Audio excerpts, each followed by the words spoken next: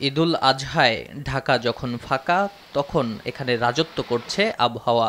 কখনো মেঘ, কখনো বৃষ্টি, আবার বৃষ্টির ভেতরেই হাসে সূর্য। এ যেন আবহাওয়ার খামখেয়ালিপনা।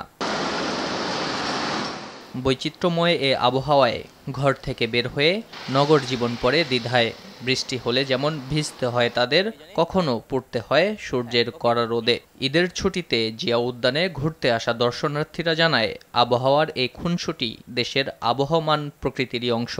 কখনো বৃষ্টি, কখনো মেঘ, এই জিনিসটা আমার কাছে এমনই অনুভূতি মনে হচ্ছে যে বৃষ্টিটাও পাচ্ছি, আবার রোদটাও পাচ্ছি, মানে দুটোটা মিলে আমার কাছে খুবই ভালো লাগছে। অসহ্যকর একবারে গরম, ফ্যাপসা গরম, আবার কিছু সময় আছে একটু বাতাস লাগতেছে, আবার বৃষ্টি আসতেছে, এ মিলিয়ে মানে সুন্দর আবহাওয়া।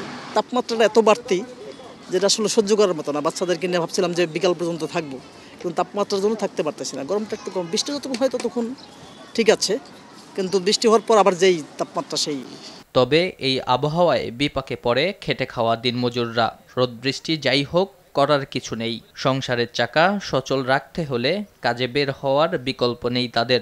রোদ্রের মাঝে দাঁড়াই থাকি, এই যে এখন বৃষ্টিটা হয় আর গরমটা বাড়ছে। এখন রোদ উঠলে আপনি কিছু বেচাকিনি একটু ভালো হয়, আর বৃষ্টি হলে মানে বেচাকিনি ডেম হয়ে যায়। আবহাওয়া অধিদপ্তর জানিয়েছে, এ সময় রোদ বৃষ্টি যাই হোক না কেন তা তীব্রতর নয়, তবে তাপমাত্রার চেয়ে তাপপ্রবাহের অনুভব হবে বেশি।